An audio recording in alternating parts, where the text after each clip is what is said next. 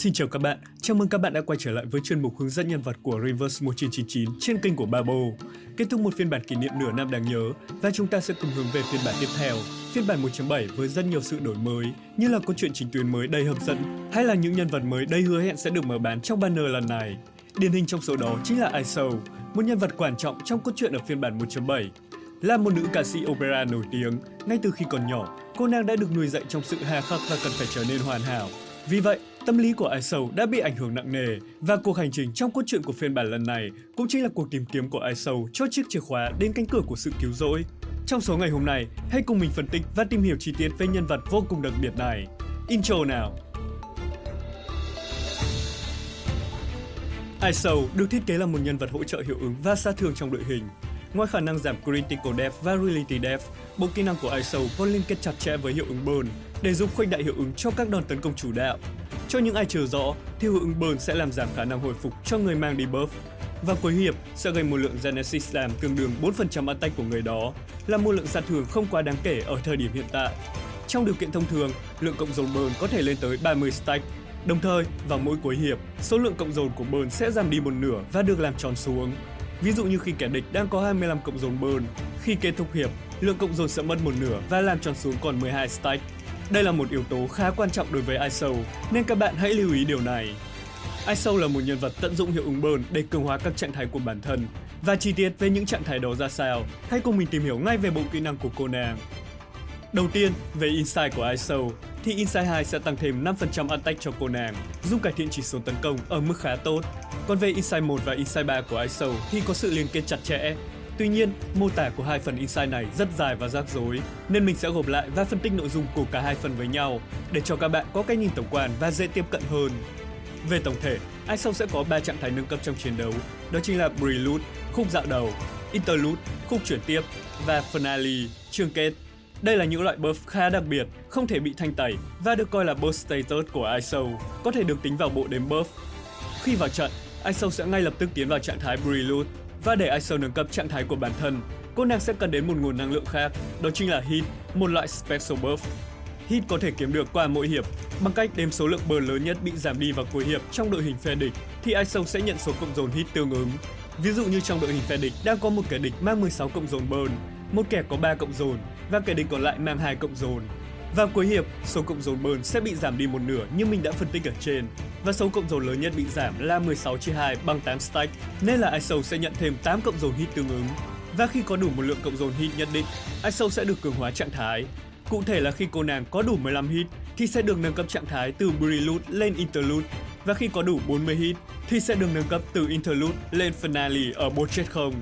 Trạng thái Finale là nâng cấp cuối cùng, nên khi tiến đến cấp độ này, hiệu ứng hit sẽ biến mất và Aisou sẽ không nhận được thêm cộng dồn hit nữa. Từ đó, ta có thể thấy lượng burn áp dụng lên kẻ địch chính là yếu tố cốt lõi trong việc nâng cấp trạng thái của Aisou.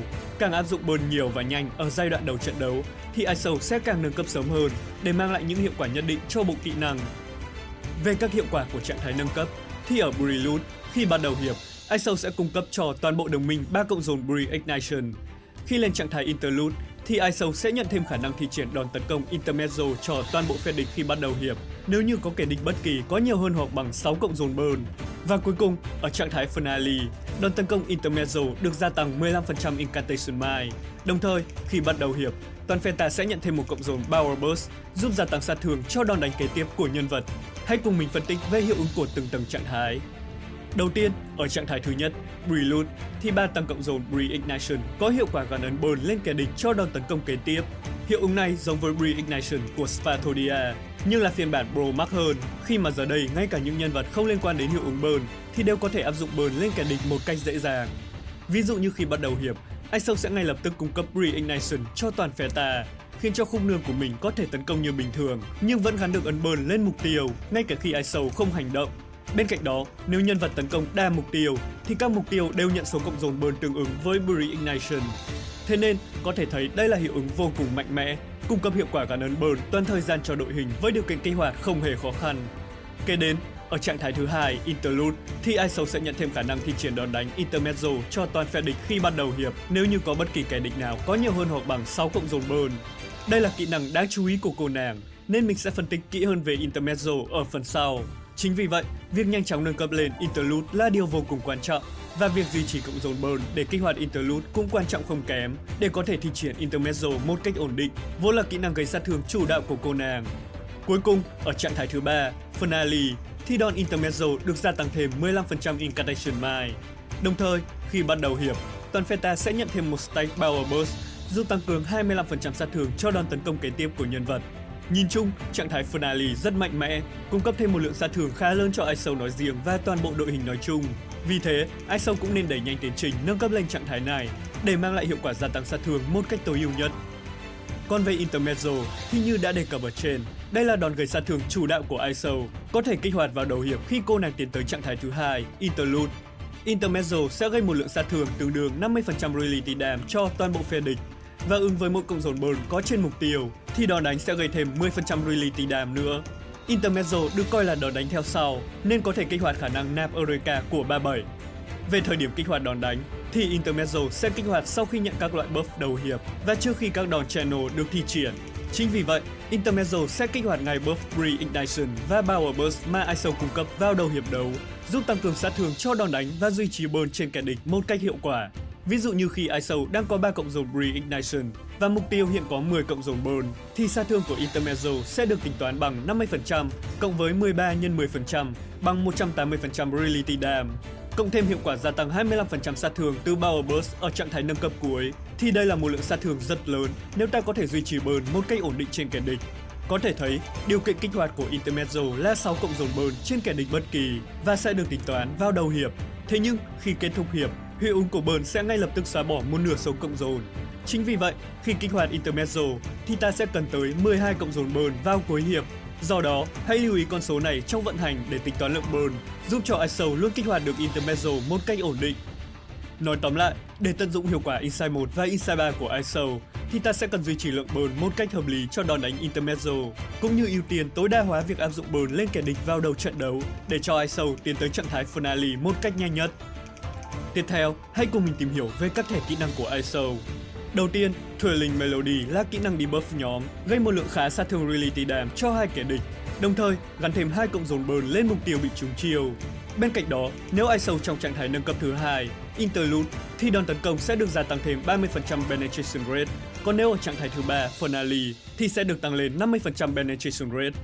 Có thể thấy, lượng sát thương từ Thrilling Melody không quá cao. Tuy nhiên, việc tăng thêm penetration rate ở trạng thái nâng cấp sẽ khiến đòn tấn công gây sát thương vượt trội hơn. Thế nhưng, đây vẫn không phải là kỹ năng gây sát thương chủ đạo của Isol. Nếu so với Intermezzo có lượng sát thương lớn hơn và điều kiện kích hoạt không cần đến tài nguyên thẻ bài của trận đấu.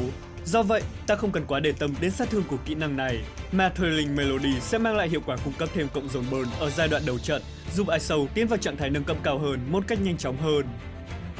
Ở kỹ năng tiếp theo, Desired Freedom cũng là kỹ năng gây debuff nhóm.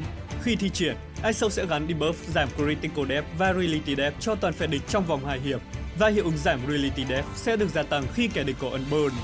Nhìn chung, Desired Freedom cung cấp hiệu quả gia tăng sát thương khá tốt, nhất là khi đi chung với những chủ lực gây sát thương reality damage.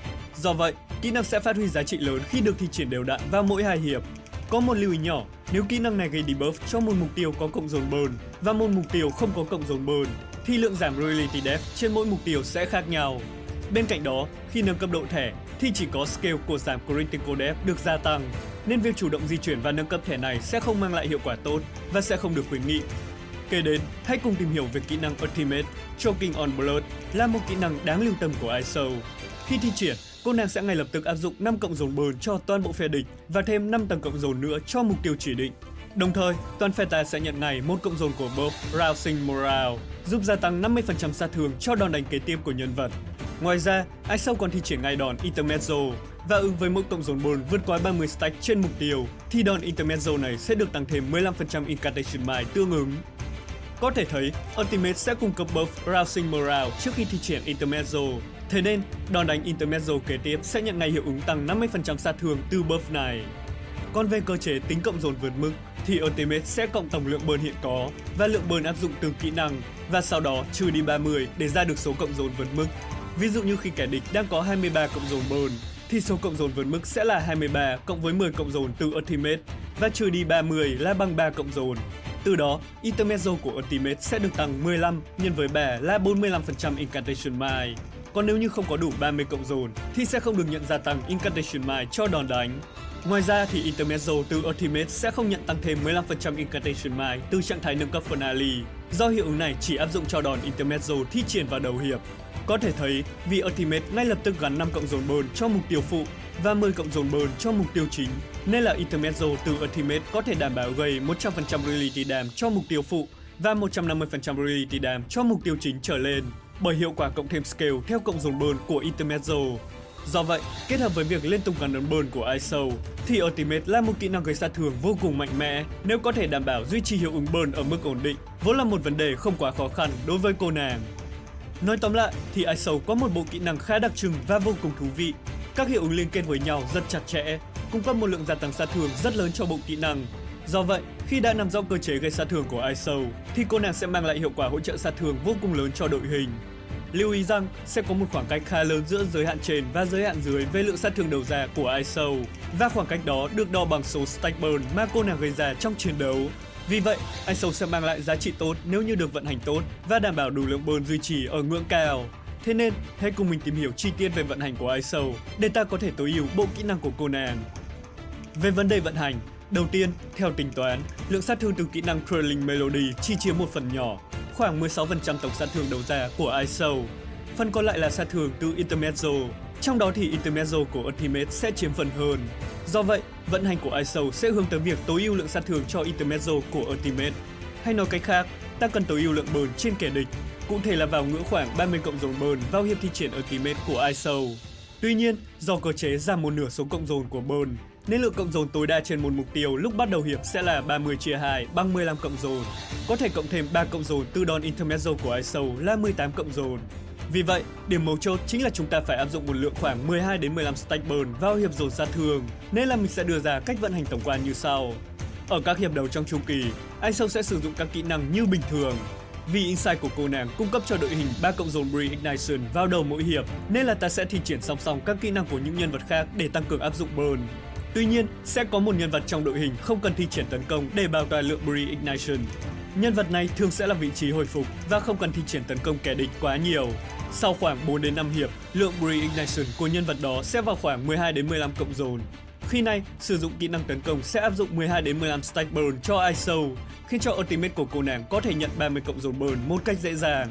Thế nhưng, vì lượng Re-Ignition cung cấp cho toàn bộ đội hình, nên trong đội hình 3 người thì lượng cộng dồn sẽ ít hơn trong đội hình 4 người, dẫn đến việc chu kỳ của đội hình 3 người sẽ dài hơn khoảng 1 hiệp so với đội hình 4 người. Cụ thể là chu kỳ của đội hình 4 người sẽ là khoảng 4 hiệp và chu kỳ của đội hình 3 người sẽ vào khoảng 5 hiệp.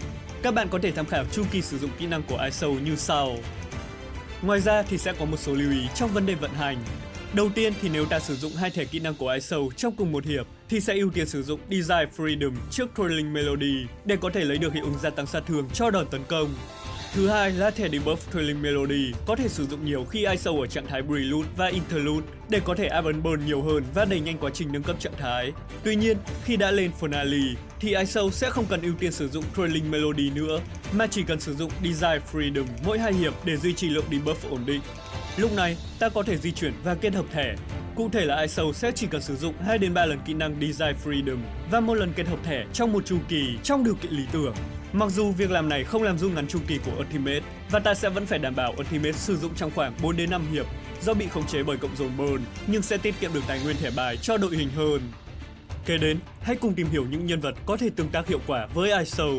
Lưu ý rằng, vì cô nàng là một nhân vật hỗ trợ sát thương và hiệu ứng vô cùng đa dụng, nên ISO có thể kết hợp linh hoạt trong hầu hết các đội hình cần đến gia tăng sát thương ở thời điểm hiện tại.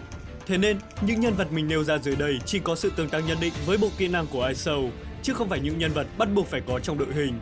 Cụ thể là trong vị trí chủ lực, thì những nhân vật gây sát thương Reality Damage có thể được hưởng lợi từ kỹ năng Desire Freedom của ISO. Điển hình như là Jill Nazi, Spathodia, Jessica, Centurion hay là Ignite, vân vân, đều là những chủ lực có thể gây sát thương đột phá trong chiến đấu. Trong đó, Spathodia có thể tương tác hiệu quả với hiệu ứng burn. ISO sẽ không chỉ giúp cho Spathodia vận hành dễ dàng hơn để có thể lấy đủ cộng dồn cho Ultimate, mà còn có thể nhận thêm cộng dồn burn từ Spathodia, dẫn đến việc chu kỳ của ISO có thể rút ngắn lại và tối ưu lượng sát thương từ Intermezzo của cô nàng. Bên cạnh đó thì các nhân vật hỗ trợ hiệu ứng như Gaten hay là 6 sẽ là những sự lựa chọn tốt trong giải đấu cần đến 4 người trong đội hình. Gây tiền có thể cung cấp thêm lượng gia tăng sát thương Reality Dam, cũng như hỗ trợ sát thương cho đội hình, tương tác tốt với bộ kỹ năng của ISO. Con 6 là một nhân vật hỗ trợ đa dụng và linh hoạt, có thể kết hợp cùng với ISO để tăng cường sức mạnh cho cô nàng qua các buff và debuff giá trị. Ngoài ra thì trong tương lai, Joe là một nhân vật hỗ trợ sẽ được ra mắt ở phiên bản 2.0, tương tác rất mạnh mẽ với hiệu ứng Burn, có thể đi cùng với ISO để khuếch đại hiệu quả của hiệu ứng này. Về vị trí hỗ trợ bảo kê, thì tất nhiên, ở thời điểm hiện tại, Tooth Fairy sẽ là nhân vật tốt nhất dành cho ISO, do lượng bạo kích được cung cấp thêm từ bộ kỹ năng của cô nàng.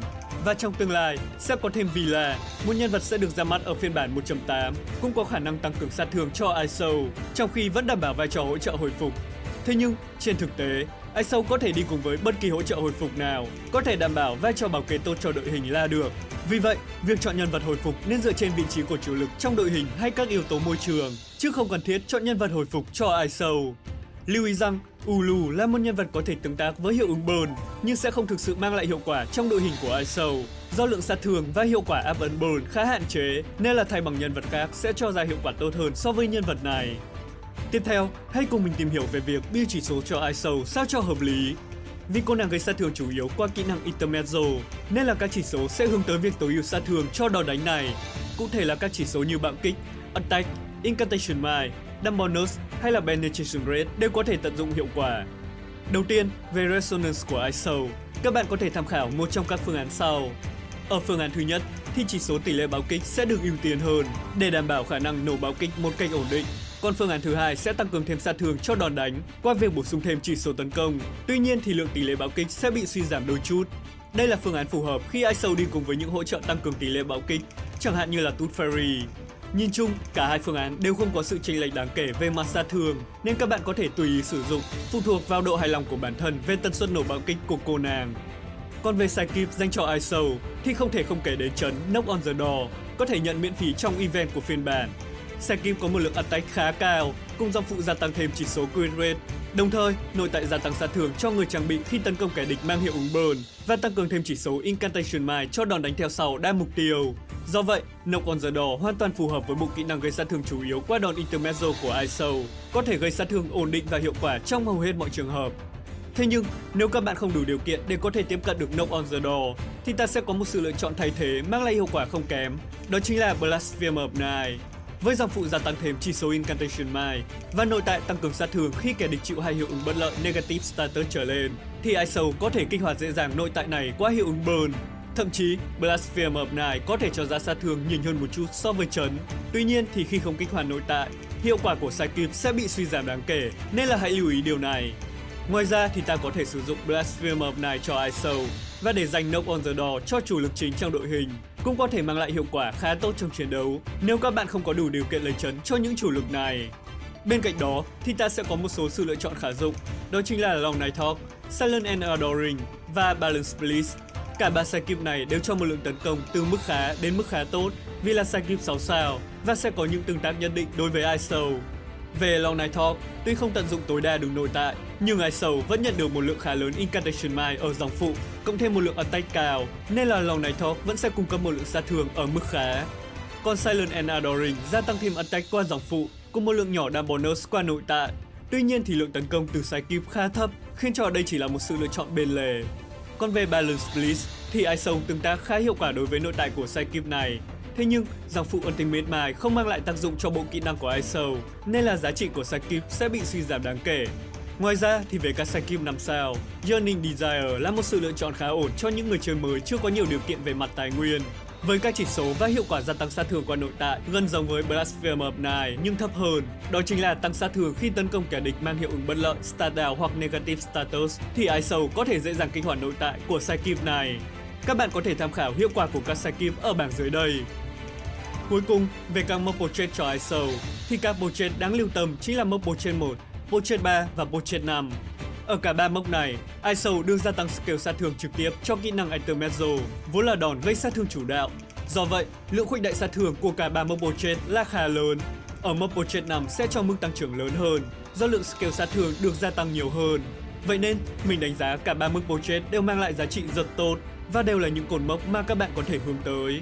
Còn về mốc portrait 2, ISO sẽ được giảm điều kiện để nâng cấp trạng thái. cụ thể là giờ đây chỉ cần 10 cộng dồn hit để nâng cấp lên Interlude và 30 cộng dồn để nâng cấp lên trạng thái Finale. Tuy nhiên thì trên thực tế, mức giảm điều kiện này không quá đáng kể, chỉ giúp cho ISO nâng cấp trạng thái nhanh hơn khoảng 1 hiệp. Do vậy, giá trị của Portrait 2 càng bị suy giảm đáng kể trong những ải đấu kéo dài như Raid Boss. Vì thế, P2 tăng trưởng sức mạnh cho ISO khá thấp nên mình không đánh giá cao mốc Portrait này. Còn về Portrait 4 thì kỹ năng Trailing Melody được gia tăng một lượng khá scale sát thương. Thế nhưng, đây lại không phải là kỹ năng gây sát thương chủ đạo của ISO, dẫn tới việc mặc dù Trailing Melody gây sát thương khá tốt qua đòn đánh, nhưng vẫn không đóng góp quá đáng kể lượng sát thương đầu ra của cô nàng. Do vậy, giá trị của Portrait 4 chỉ ở mức tạm chấp nhận được. Các bạn có thể tham khảo hiệu quả của các mốc Portrait ở bảng dưới đây. Tổng kết lại thì ISO là một nhân vật hỗ trợ vô cùng mạnh mẽ và linh hoạt. Với một bộ kỹ năng khá nhiều chữ, nhưng mình nhận định ISO là một nhân vật dễ tiếp cận và dễ vận hành khi mà ta đã nắm bắt được các yếu tố quan trọng của cô nàng. Bên cạnh đó thì khả năng gây sát thương và cung cấp hiệu ứng rất dồi dào, nên ISO có độ đa dụng cao và có nhiều tiềm năng để phát triển hơn trong tương lai. Vì vậy, sở hữu ISO ngay cả khi chỉ ở Portrait 0 cũng sẽ đem lại giá trị rất tốt cho tài khoản của các bạn. Trên đây là những chia sẻ của mình về nhân vật ISO. Nếu các bạn cảm thấy hữu ích, đừng quên nhấn like và subscribe để mình có thêm động lực làm video. Chúc các bạn có một buổi sáng, buổi trưa và buổi tối tốt lành. Xin cảm ơn và hẹn gặp lại. It's an honor to meet you.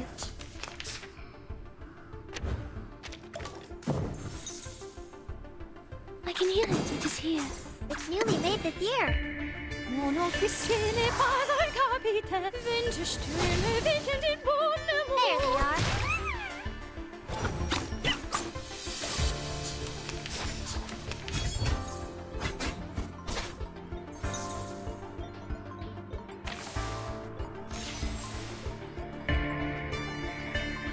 I can hear it. Another jar? It's newly made this year. Oh, this villain! Let's get it over quick.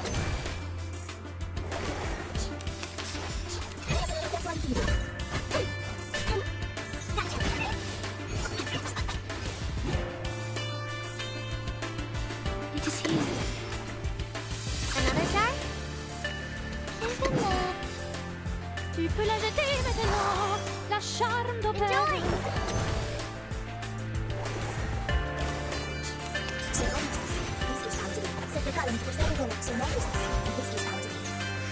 It's all right.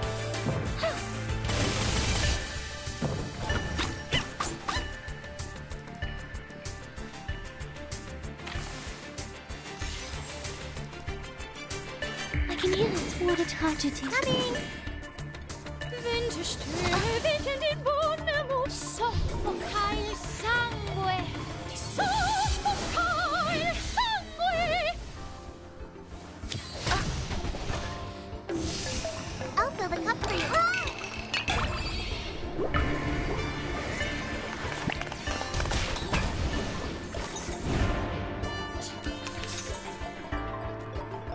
I can hear it. It could be found. Another jar? You around to remember. There they are. The curtain has fallen. 1, 2, 3.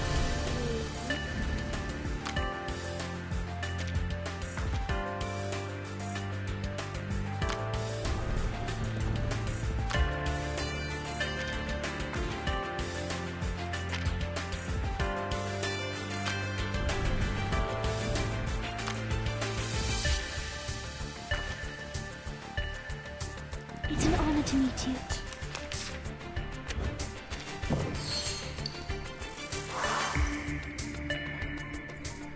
I can hear it. Plan A. Plan B. Mon officier n'est pas un capitaine. 3, 2, 1, down.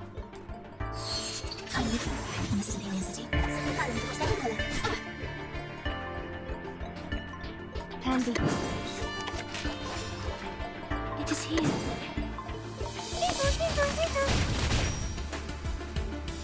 Oh, these villains!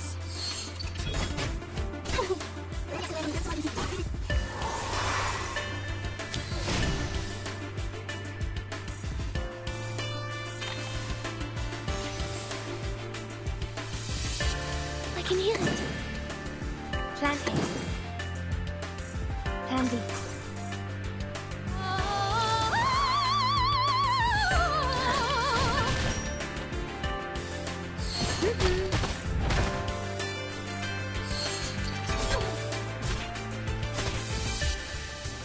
It's all right.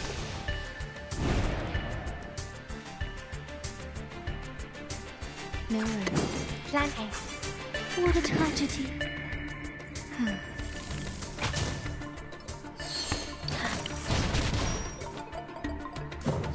Soffocare il sangue! Soffocare il sangue! It's all right.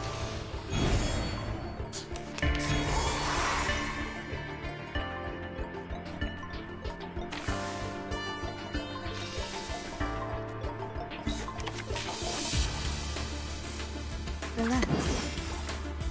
The show's on, hounds. I can hear it. I'm with the note, even for a great peak.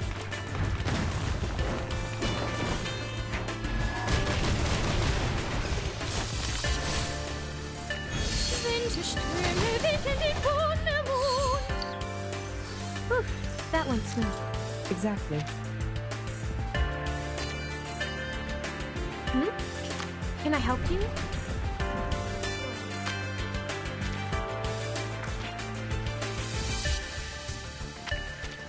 Please, have a seat.